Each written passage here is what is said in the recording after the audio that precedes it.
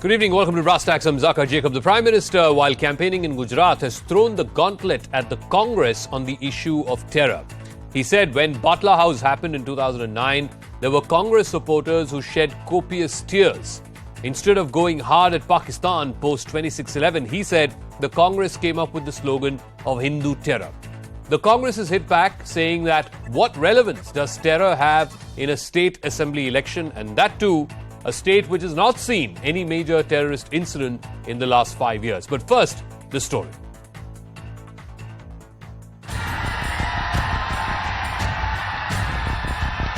Ahead of Gujarat polls, Prime Minister Modi has launched a no-holds-barred attack on Congress on the issue of terrorism.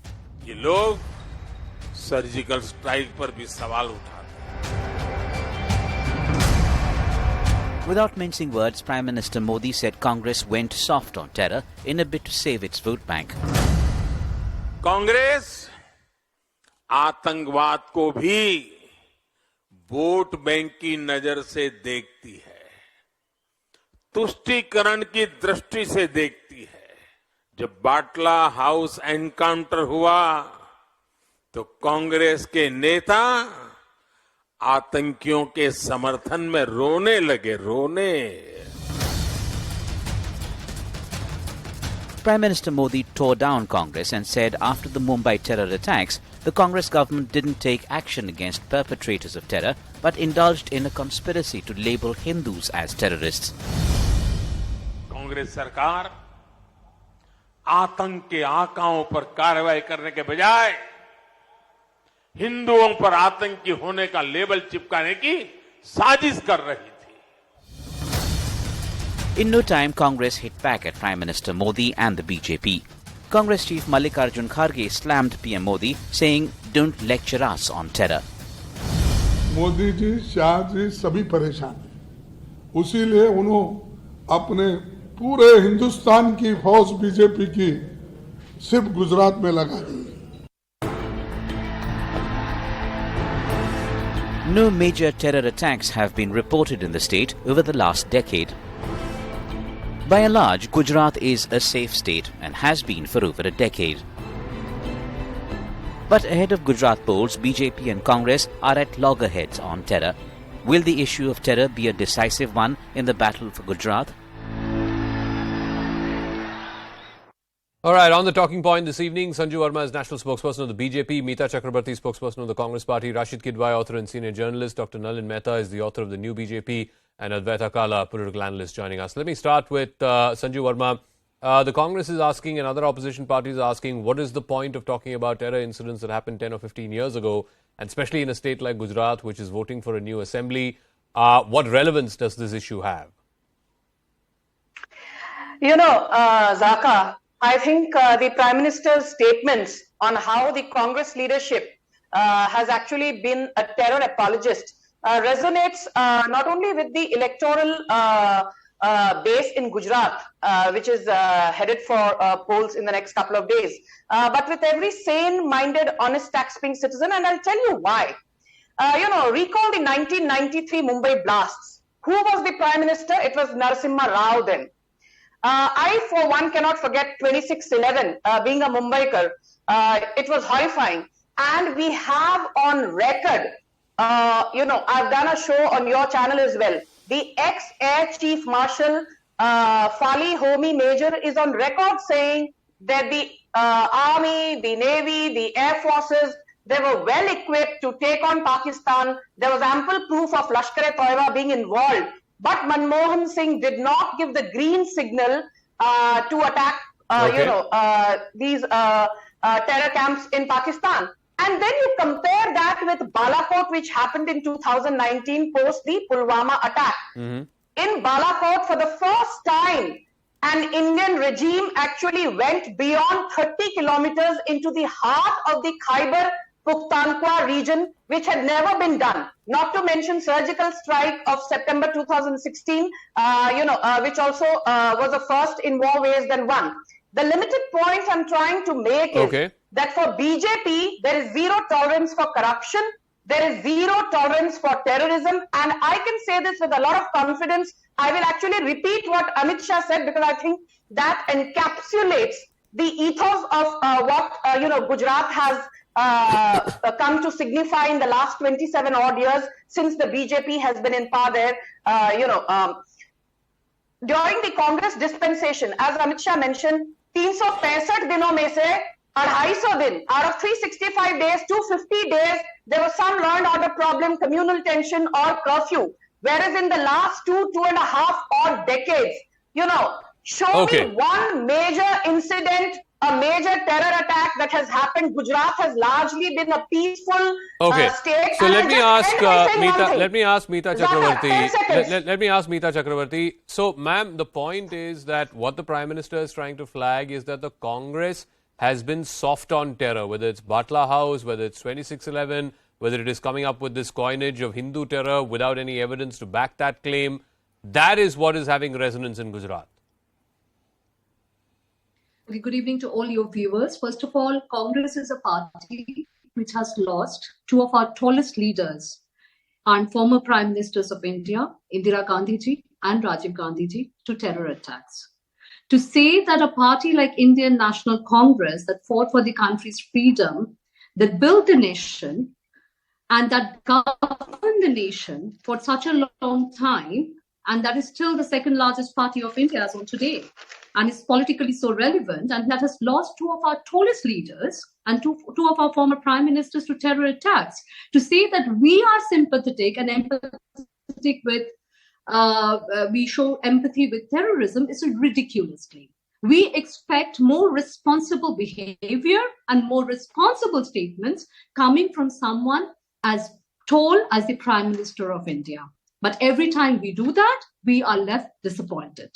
So what is happening in Gujarat right now is, in order to deflect from people development issues, be it about human development issues, be it issues of inflation and price rise, be it about unemployment rate, be it about other development issues, in order to fight anti-incumbency after 27 years of BJP rule in Gujarat, which is very clear. Bear in mind that a year back, Vijay Rupani and the entire cabinet got replaced. So the fact that there is anti-incumbents in Gujarat has been recorded in... we will know on the 8th of December whether that anti-incumbency costs the BJP or not. But anyway, let me go to Nalin Mehta. Ma'am, with your permission, please. Let me bring in the others as well. Let me bring in the others as well. Nalin Mehta, the point is, in today's Gujarat, there are going to be a large number of voters, first-time voters who were born in the new millennium. For them, the idea of a curfew-strewn Gujarat or a Gujarat where there is communal tensions is not something that is known to them. To that voter, is terror still a relevant issue, especially in a state like Gujarat, the safe state where we haven't had any major terror incidents in the last 10 or 15 years? What is most important to that voter, and who is able to capture the imagination of that voter? Zakka, I think the references to terror, the references to the past, the ideological positioning and the saber rattling, if you like, I think that's par for the course in an election campaign. One of the reasons why this is being raised so aggressively now at this point of the campaign is to remind people about the ideological fault lines in this campaign. One of the, if you also see what the BJP leaders have been saying in the last week or so, it is about getting the voter out. It is about getting enthusiasm in the rank and the file. We've had Amit Shah also saying it's not enough to turn out yourself. Please make sure that to BJP supporters, get about 20 odd people, make phone calls and get 20 odd people as well. I think this is the last phase of the campaign. We are in the end game, and this is the BJP reminding its core voters about the larger ideological battle to whip up enthusiasm in the last mile. Rashid, would you agree with that? That at the end of the day, modern day elections are won or lost by the party that can turn out the base. Which party's base is more excited, is more rejuvenated, is more interested in coming out to the polling booth? And in an election where it seems like there is no one big overarching issue, unlike, let's say, 2017, where the Patidar agitation was the big overarching issue, this time around, this is the attempt by the Prime Minister, by Amit Shah, to try and rally their support base, because there needs to be something compelling for that base to turn up on polling day. Absolutely, Zakka. I think this time Gujarat election is being fought in a very, contrasting style. The BJP, of course, has a lot of, synergy and entire game plan in place. On the other hand, the Congress is not, it's not Rahul Gandhi versus Narendra Modi. And this is something that's actually got the BJP a little worried. Obviously, they may, on 8th of December, they may win and form government again. But there is a fear that, what about this, voter silence and this kind of Congress's own silent campaign. And also, I think this is a desperate bid to rake up these issues. Remember, Prime Minister is known to do this. In 2017, when Gujarat elections were going on, in the middle of it, that Khurshid Ahmed Kasuri had come and some former high commissioners to Pakistan, they had gathered at Manishankar Iyer's house, and the Prime Minister leveled some very serious allegations that he had to retract. The parliament was stalled, and later Arun Jaitley brokered the peace between the opposition and the government. So Prime Minister, when he campaigns like a BJP worker. But Rashid, last election, everyone can agree that the most voluble issue on ground was the Patidar agitation, and that, of course, it had benefits to some parties, it had disadvantages to some other parties. In the middle of such a voluble campaign, if the Congress could not unseat the BJP, this time around the prevailing wisdom seems to be, jeetna to BJP ko hi hai.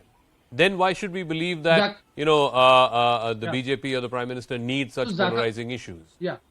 So, Zakka, अगर गुजरात का election मतलब भाजपा की जेब में है, भाजपा जीत गई है, भाजपा जीत जाएगी, then why are you raking up these issues? These issues are not at all relevant. You ask anyone in Gujarat, of course, you can always whip up emotions, etc. and all, but what is, the Congress, the party spokespersons would say that I don't want to comment much, but what is the relevance of, terror in Gujarat at this point of time? So let me ask Advaita Kala. I think the relevance, maybe not directly on terror, but certainly we can all agree that Gujarat is a highly polarized state, and when the Prime Minister raises Batla House, he raises 2611, it is to reinforce A, this perception that the Congress is soft on terror, and B, the Congress has always sort of appeased a particular community. That's the attempt by the Prime Minister, politically speaking, while raising this issue. Do you think that will have resonance in a society which has been polarized for a number of decades now? You have to unmute, Advaita. Sorry about that, Zakka. First of all, I don't think Gujarat has been polarized for a number of decades.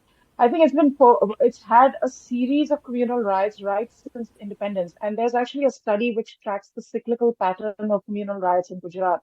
And after Prime Minister Modi took office, there has been a curve as far as that cycle of riots is concerned, communal riots is concerned. So I think that sort of has existed in the society since independence. So I don't think that's anything new. That's the first point I want to make. The second point I want to make, and I do concur with Nalin to a certain extent, is that this is about ideological positioning, because let's be really honest here, this election is a walkover. It is one of, and I'm speaking here as an analyst, it's one of the most boring elections because the other side is just not shown up to the game. The Congress is too busy promoting the Bharat Jodo Yatra. In fact, that's what Rahul Gandhi was discussing primarily on his visit to Gujarat as well. He's only campaigned there twice when they are the principal opposition. So there has been really no fight as such in this particular election. What is it, the sixth or the seventh time when the BJP wins again? I think it's going to be a game of margins.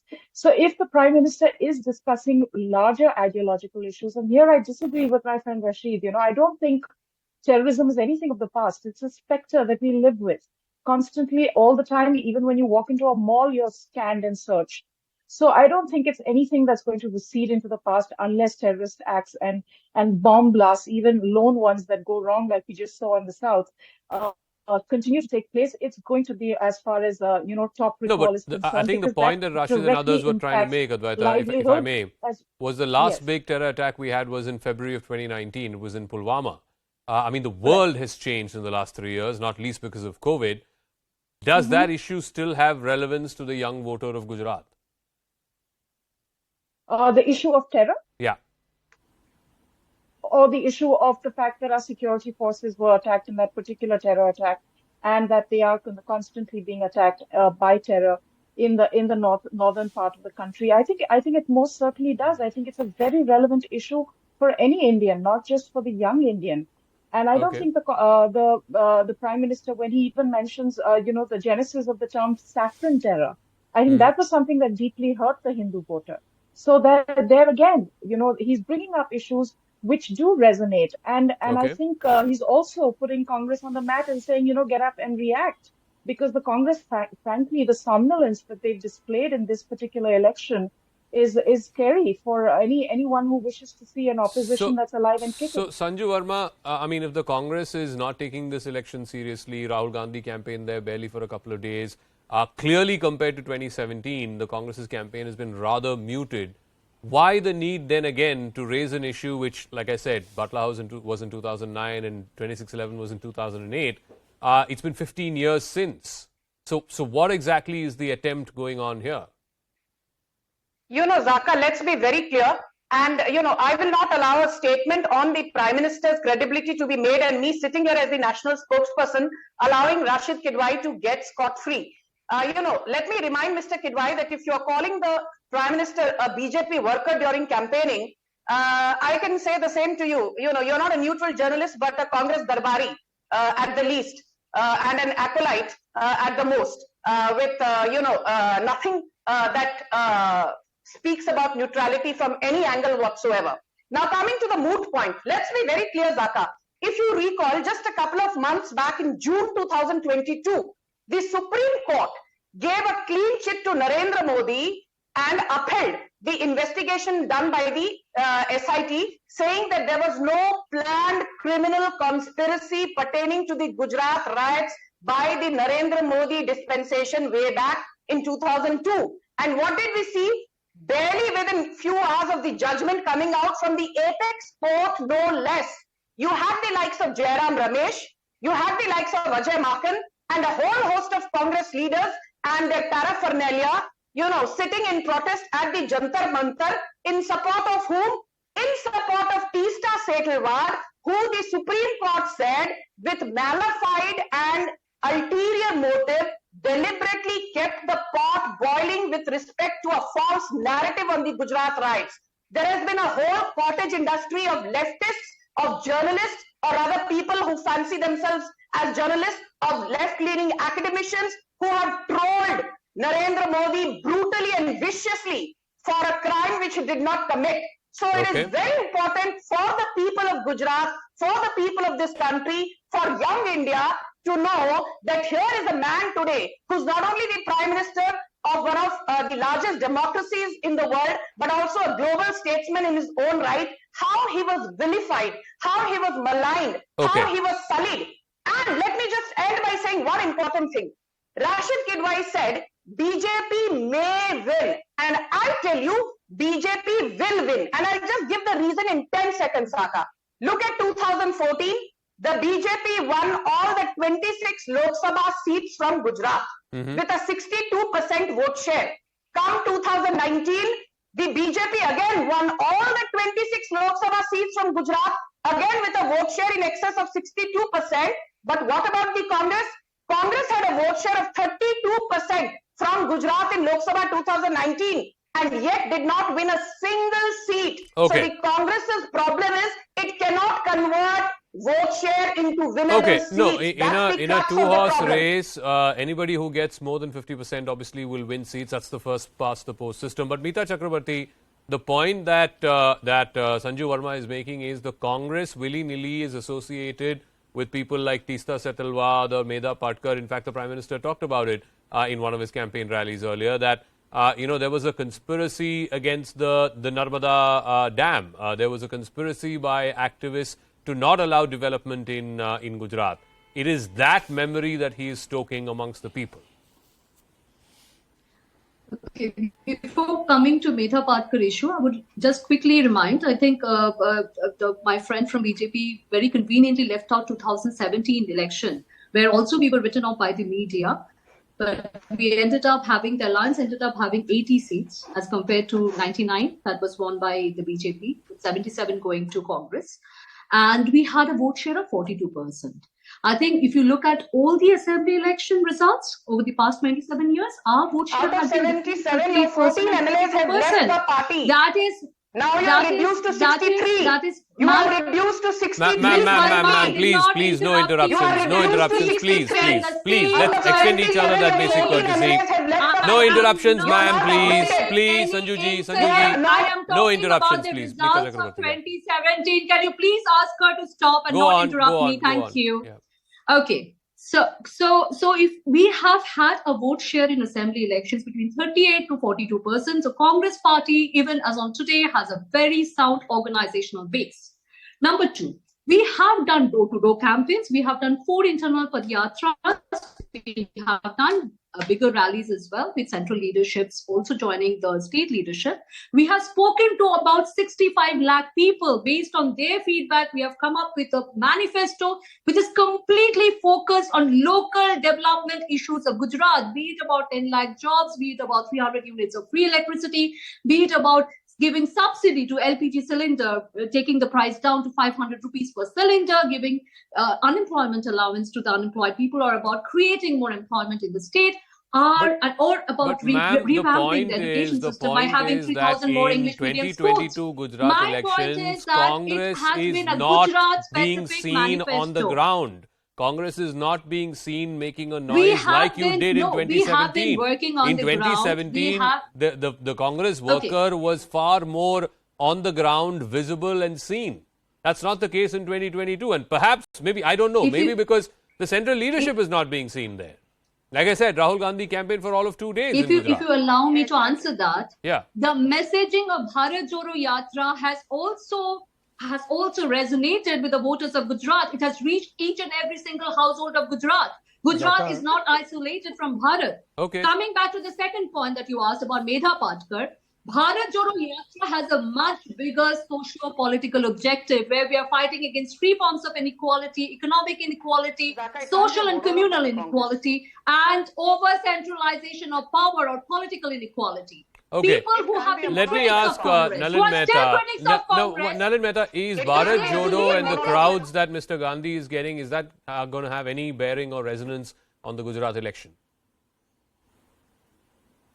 Zakka, I think we cannot be ahistorical in this debate. In 2017, the Congress ran the BJP really close, as you mentioned. That was because one of the reasons was because of the Polarization agitation, and because the Congress did a lot of work on the ground in the last election, led by Rahul Gandhi. What has happened in the last 5 years is that almost all the leading lights of the agitation and those who led the campaign against the BJP are now on the BJP side of the fence. In the last 5 years, the people of Gujarat, and as you mentioned, and it has been mentioned, the Congress vote in Gujarat has always been a strong, stable vote, despite the fact that the Congress has not come to power in the last, in about 3 decades now in Gujarat. Now, those voters who stayed with the BJP, they would have expected, who stayed with the Congress, they would have expected a strong opposition on the ground. What's happening right now is that the entire top leadership of the Congress is missing from the campaign. You are doing a Bharat Jodo Yatra in the south, which has got large crowds in the south, but you're not campaigning in Gujarat. Rahul Gandhi's been there only once. You campaign in Mehsana, that doesn't have an impact in Gandhinagar, leave alone doing in the south. So I think that's a real problem the Congress should ask itself. Okay. Why has it lost the momentum? No, so why is the Congress not visible, Rashid Gidwai, like they were in 2017? The fact is that, like I said, Rahul Gandhi's campaigned there barely a couple of times. More importantly, the so-called faces of the Patidar agitation who were with the Congress last time around, Hardik Patel, Alpesh Thakur, they're all with the BJP this time. There doesn't seem to be even an intent to put up a fight. I think, Zakka, that's your view, but perhaps I have been saying this Congress is fighting this election. This is a kind of experiment. They have tried to disengage Rahul Gandhi in the sense that Rahul Gandhi versus Narendra Modi kind of contest in an assembly election, and they are in Himachal also. They fought in a similar fashion. So this is the thing. We have to wait for the outcome. The BJP may win. I do not know why my friend, Sanju Verma, whose attention span is very little, got so worked up. Obviously, in India, assembly elections are fought on political parties' lines, and whether it's a prime minister or a chief minister or so, they go there as star campaigners of their respective political parties. So in that sense, everyone who's campaigning there is either a BJP worker or a Congress worker or so. This is a badge of honor. No, this so let me give the final word to Advaita Kala. You even have people like Mr. Owaisi saying that, how can the BJP talk about terror, because UAPA, according to him, is the most misused law, most draconian law in this country. Again, I come back to the question, because in a state like Gujarat, will these issues have resonance and relevance? Because I don't think people in Gujarat think that UAPA is a misused law or a draconian law. I mean, Mr. Owaisi had a problem with Simi being banned as well. So, there is a certain perspective from which he comes, which is kind of, separated from the reality on the ground. So there's no point really delving into that. AIMIM is, of course, trying their luck. They did a good, they had a fair showing in the civic polls.